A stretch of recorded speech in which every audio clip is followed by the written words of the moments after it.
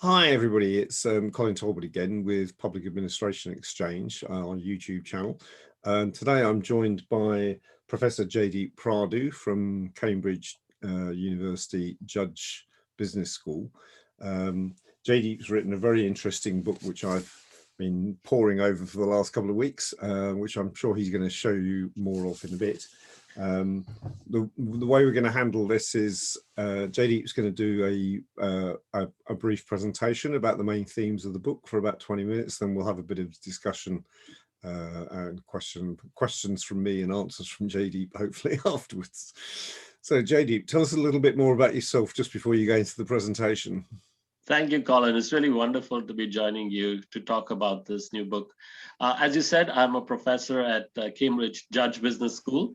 So I'm a professor in a business school, and I've spent my career studying mainly the private sector and looking at innovation in that context, looking at how large companies, Western companies, innovate, how they organize for it, how they're rewarded for it, and so forth. But I've also been interested in how companies or organizations from emerging markets like India, where I grew up, innovate and how they overcome resource constraints.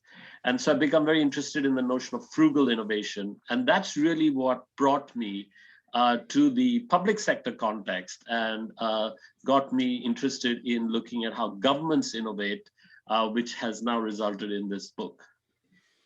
Great. Well, let's, if we go into the presentation and then we'll have a discussion afterwards. So I'll hand over to you. I think you've got some slides to show us. Absolutely. So how should a government be? The new levers of state power, that's the name of the book. And as I said, I've been very interested in frugal innovation in the private sector, and particularly this notion that increasingly small teams, sometimes of our students, can now do things that only large companies or big government labs could have done before.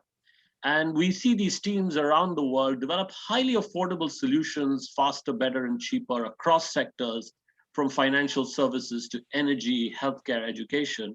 And often these solutions address problems that impinge on public services and the state.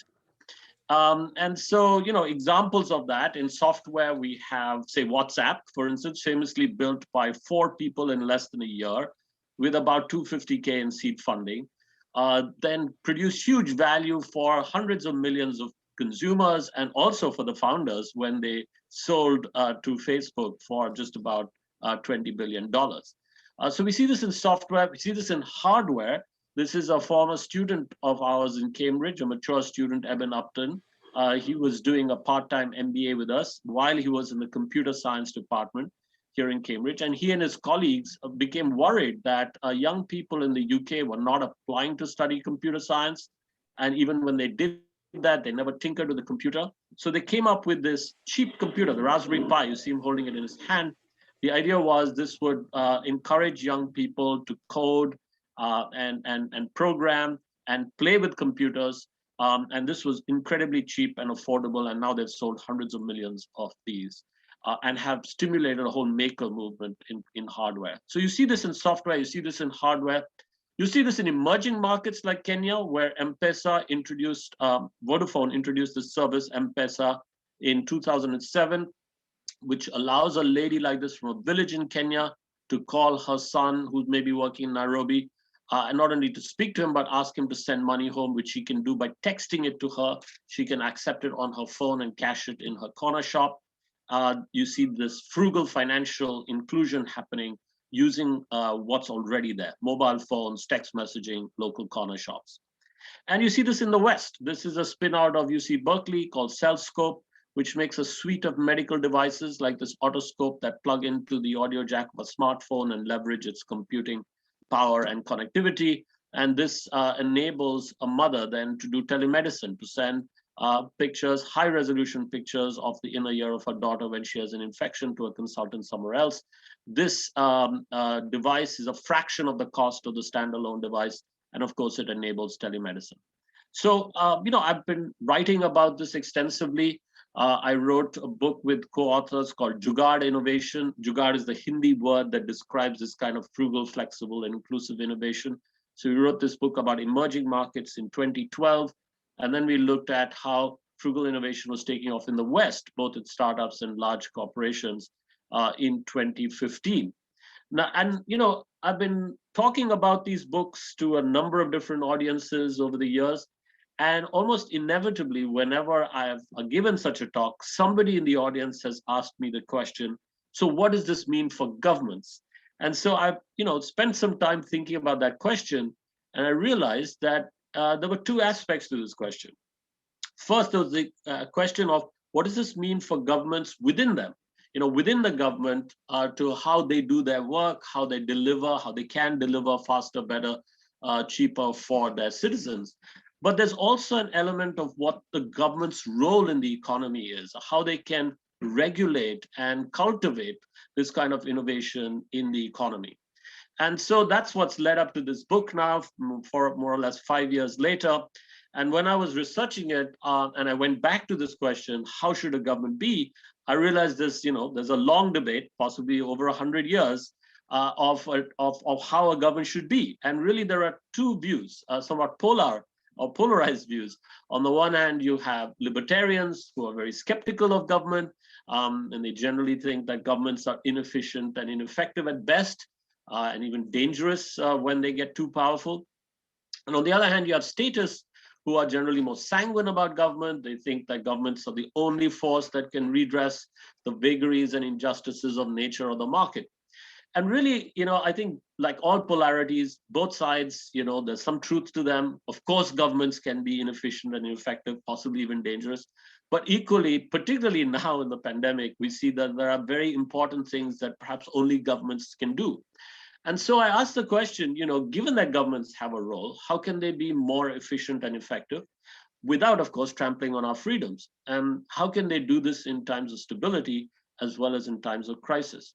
And I don't try to answer this question in the abstract. I try to actually look at examples of how this could be done around the world. And I start with India, a country I know quite well, and this project that was initiated by the Indian government in 2009 to give every Indian a unique ID, a 12-digit number that was linked to their biometrics, their fingerprints and their iris scans. To do this, they invited someone from the private sector, actually, this person, Nandan Nilekani, who was one of the co-founders and the CEO of India's largest software company, who also thinks very much about some of these structural issues in India.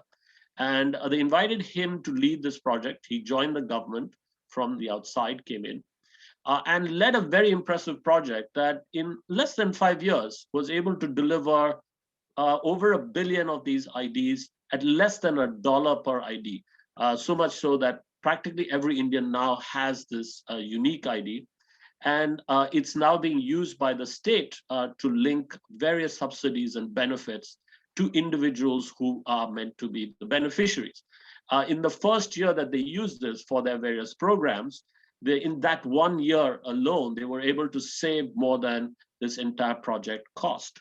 They saved this by eliminating fraud in the system, by eliminating ghost beneficiaries, fake IDs that people had generated to pull down government subsidies that were meant for someone else. Now, I argue in the book that, yes, something like this has been largely efficient and effective, so governments can do this at scale. However, there have been issues around privacy and security of the data, and this is where civil society has had to step in, the press has had to step in to hold the government accountable, and eventually the Supreme Court had to rule on what was legal, what was constitutional, and what was not in the use of this ID. I also look at China, very large developing country, and I look at a very impressive and interesting project called the Social Credit System there, a national program that tracks the economic and social reputation of citizens and businesses. And the idea is to give all Chinese citizens and businesses a credit rating based on their economic and social behavior. In some ways, this is a bit like Western-style credit scores, which we see, from financial institutions in the West. But there are also potentially more expansive and intrusive measures, including looking at your personal or social behavior, including online behavior or behavior in public transport and so on. And that can then be used to deny you access to certain services, including mobility. And so this has the potential to be very intrusive, especially if linked to things like facial recognition and so on. Now, interestingly, so far, Chinese citizens seem mostly persuaded of the essential benevolence of the system. A survey found that 80% of the respondents had joined some kind of commercial social credit system. However, very few were actually aware that it was part of a government system. At any rate, most seem okay with such a system because they think it'll punish bad behavior. Now, as I said, this is potentially alarming because you could have, somewhat authoritarian governments around the world using and misusing these kinds of systems, which are potentially quite easy now to develop. And in a way, the situation we face today is a bit like the 1930s, when, of course, the world was recovering from the Great Depression, and we had competing systems, including, the Soviet system in Russia, we had Nazi Germany, and of course, the New Deal in the US. And at that time, Keynes wrote that the authoritarian state systems of today seem to solve the problem of unemployment at the expense of efficiency and freedom. But it may be possible by a right analysis of the problem to cure the disease while preserving efficiency and freedom. And it's really that balance between effectiveness, efficiency, and freedom that I look at in the book. And I argue that governments can achieve that balance. And particularly now, because they have access to many new technologies, some of these ubiquitous new forms of organizing, which can help them to be more efficient and effective. However, in order to be able to balance that with our freedom, privacy, the security of our data, and so on, they need to adopt 5 principles. They need to be responsive to citizens. They need to be inclusive and manage the competing interests of different groups of citizens. They need to experiment constantly, trying out new ideas and gathering evidence on what works. They need to be entrepreneurial, being proactive and identifying new ideas, opportunities early and engaging with them. And governments need to be innovative throughout to really be able to create a culture of innovation where people are given permission to try out new things, potentially fail, but learn from them. And I end the book by arguing that citizens have a very important role in this process by holding governments to account, not just during elections, but between elections, either from outside or by going to work for the government. So let me spend a little bit of time talking about each of these principles, which roughly correspond to chapters and cases in the book. So the first principle of the responsive state, I argue that it's crucial for states to be citizen-centric, to work outside in from the citizen's perspective, rather than inside out from the perspective of the government, in designing and developing solutions to citizens' problems. And ideally, they should involve citizens in this process. I look at social care in particular. I look at this very interesting social care organization in the Netherlands called Buurtzorg, and look at how they've developed such an organization that's highly citizen-centric, patient-centric, and relatively light on bureaucracy.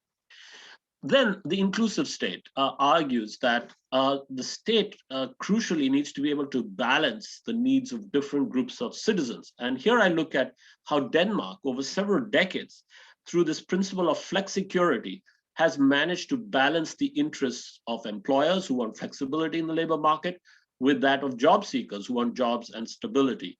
And they've done that also through training, which is a kind of third leg. I look at new ideas like the universal basic income with social security and related schemes, and find that theoretically, of course, one could see pros and cons. But really, when we apply it is when we learn what works and what doesn't.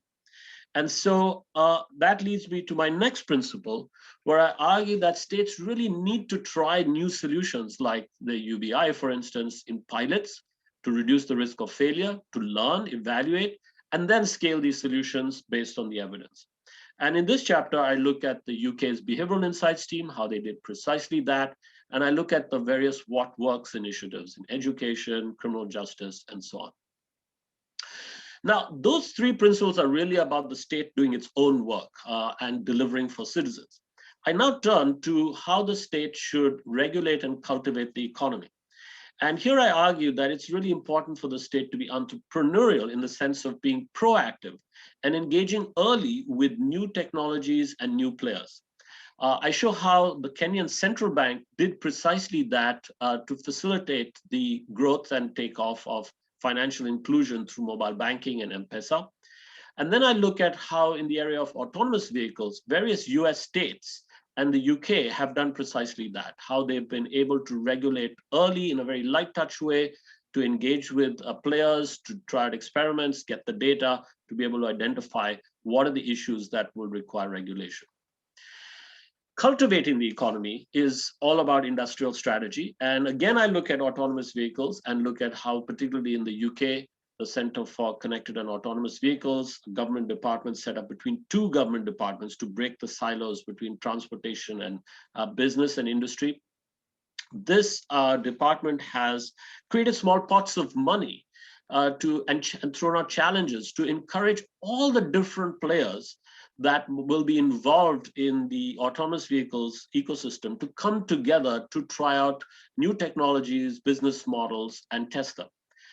So you have large auto companies, small auto companies, software companies, telecoms companies, insurance companies, and so on, coming together with cities and universities to really move the agenda ahead and help us understand, what will work with this new technology and so forth. And the state has played a crucial role. We see this in the space race as well. In the US, for instance, the way NASA is now leveraging an ecosystem of companies such as SpaceX and Blue Origin to help with its agenda of going to the moon and to Mars. I also argued that states, particularly at the level of a city, really ought to engage with communities. And you now have these open source movements I've talked about, not just in software, but also in hardware. You have makers, you meet in maker spaces and tinker. And I've argued that cities like Barcelona have very creatively been able to engage with these communities, not only to get them to tinker, but potentially to evolve a new type of manufacturing that's more high value add and more sustainable. And my essential argument in this chapter is that where industrial policy is concerned, the state should really be thinking about steering rather than rowing. It should be coordinating the activities rather than trying to do all the heavy lifting itself. And that brings me to my final principle of the innovative state, how a state can create a culture of innovation, attitudes and practices that are deep within the government all the way through. I look at this at the city level. I look at how Boston has created a unit within the mayor's office specifically to try out new ideas, often with universities and citizens, test them, gather some initial evidence, and then if something is proven to work in the pilot, passing it on to the relevant department to scale. I look at Canada and how Canada has tried to do this at different levels, the city level, the provincial level, and then the federal level, and how as you get from the city to the federal level, it gets really harder to change structures and processes. And then I look at Bangladesh, a very successful example led by the UNDP to do a kind of initially to deliver on a manifesto promise of the ruling party to deliver digital Bangladesh. So initially it was a lot about infrastructure, particularly digital infrastructure, but it morphed into really creating a culture of innovation within the bureaucracy all the way through. And a lot of it is about training.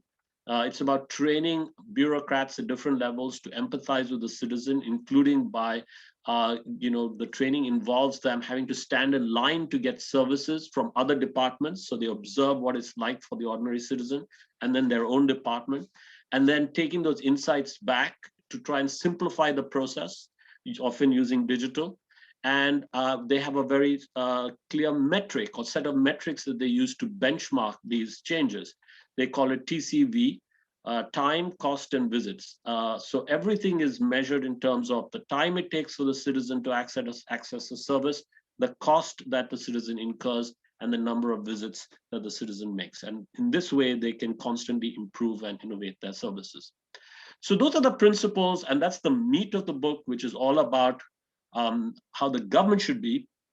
And I end the book with a chapter on the role of citizens in holding their governments to account. And of course, I talk about the obvious things, how citizens can be engaged and informed, how they can choose leaders, good leaders and teams.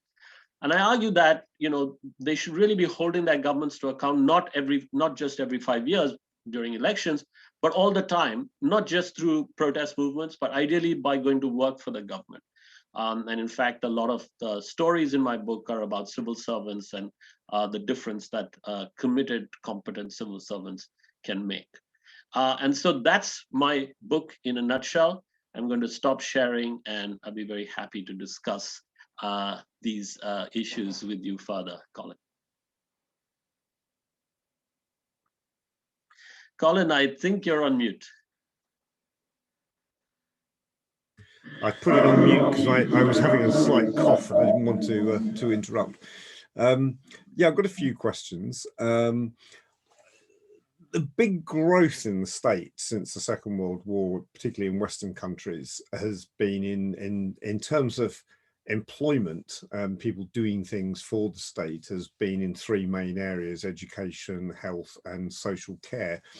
And there's always been an assumption amongst many people who've looked at this that because they are essentially what the Americans would call human services, face-to-face services, they're very difficult to achieve major efficiency gains in, to do more for less, because a bit like cutting hair, somebody still has to be there and actually do it, and that it's very difficult to automate those sorts of processes.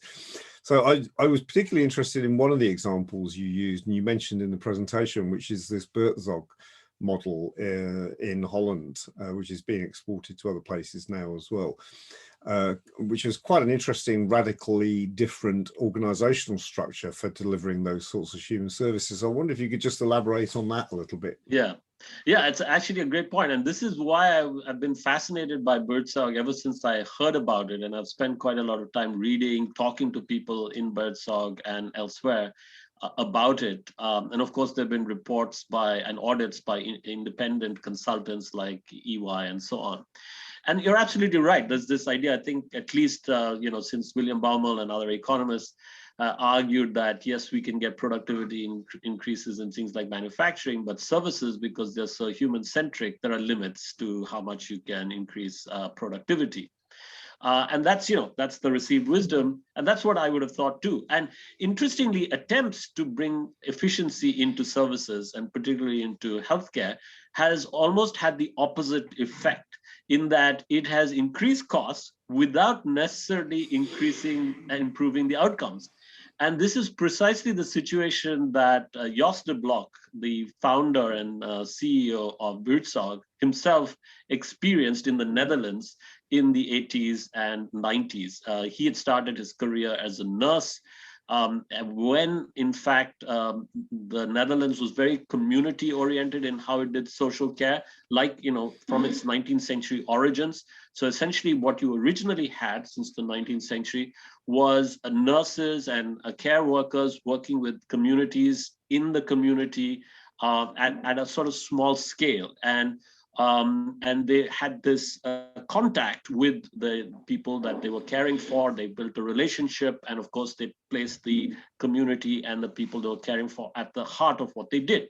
But the idea was that this was very small scale. This was cottage industry, and you needed to get scale in order to be efficient, and you needed to bring in, management, in other words, to do this. And so they created a whole infrastructure. They did precisely that. The idea was to get large organizations that would be organized and managed to get efficiency, and you would productize everything.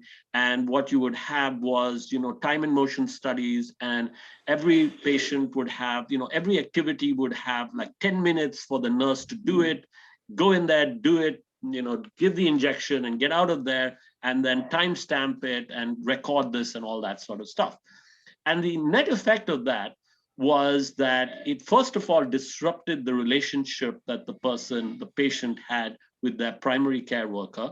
Many of these older people were utterly confused by this procession of people who would come in there, do this in a very functional way and leave in a very transactional way. This confused them. They couldn't build a relationship.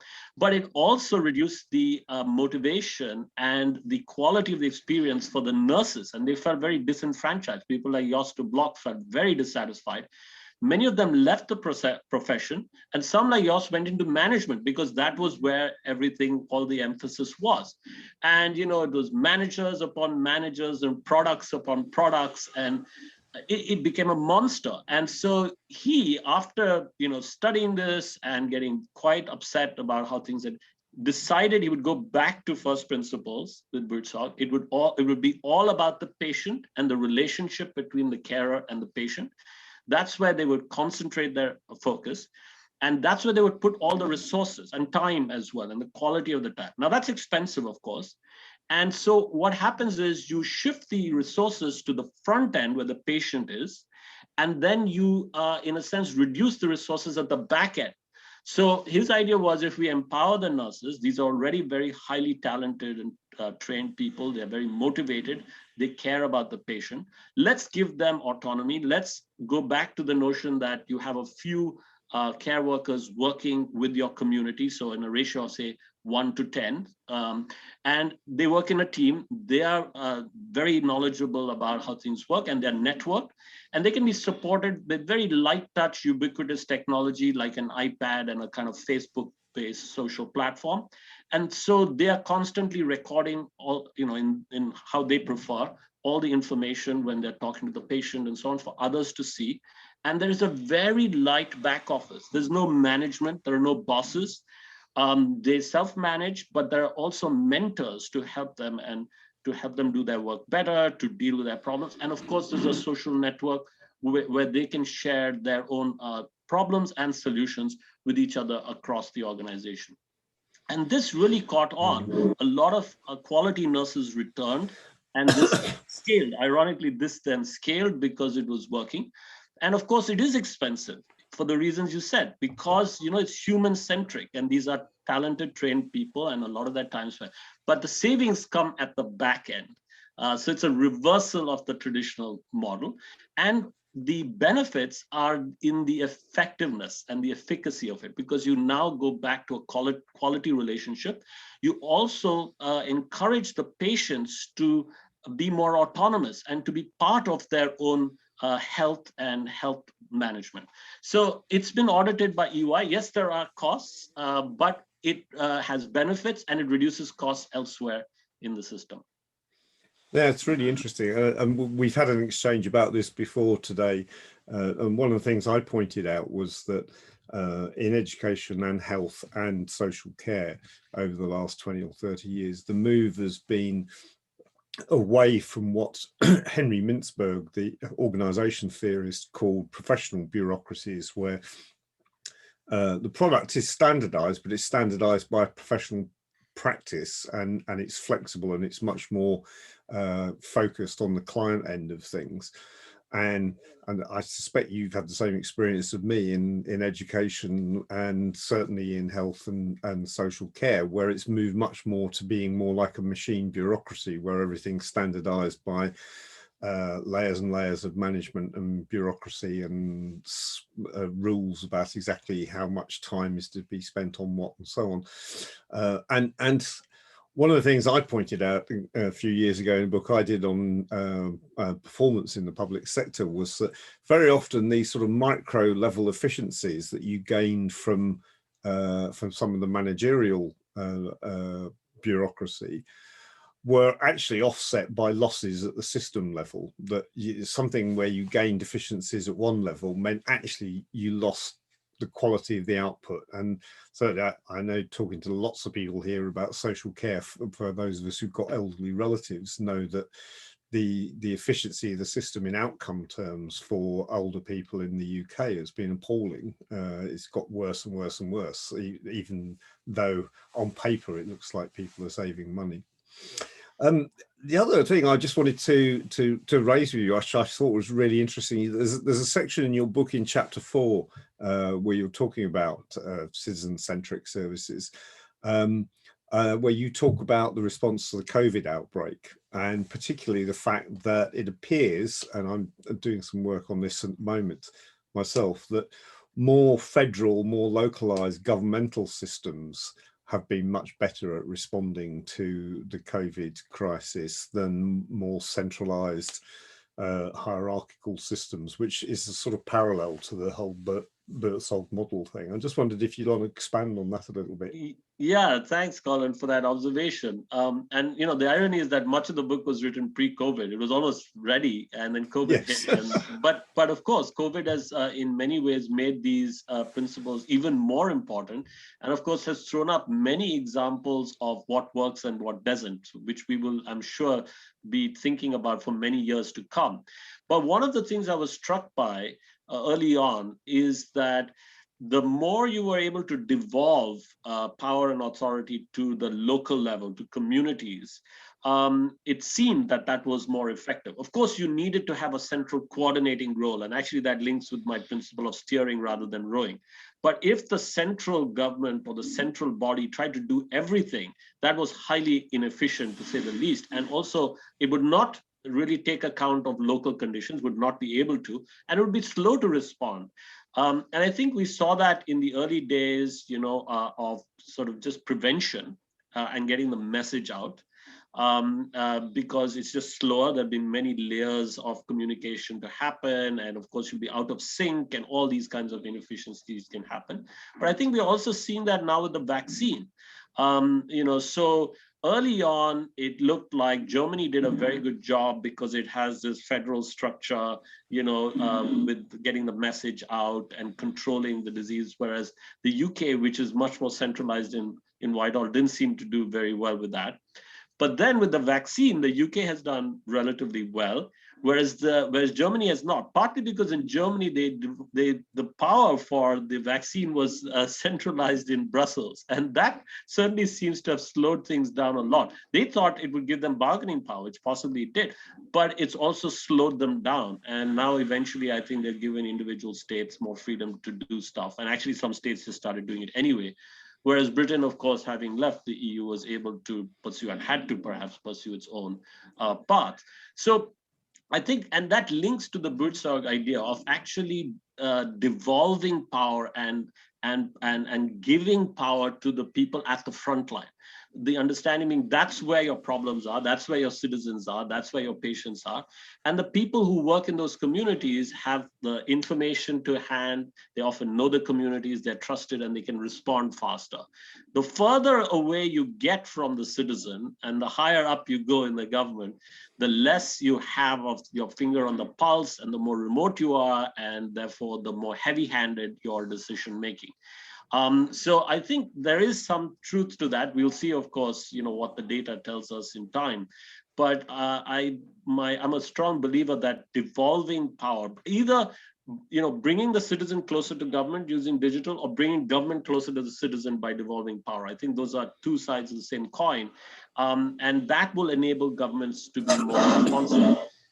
We see that with even things like this, when I was in the 9th chapter, when I talk about the culture of innovation in Canada, it's so clear that you can make changes at the city level. And at the city level, we have a scale of human activity that is more human.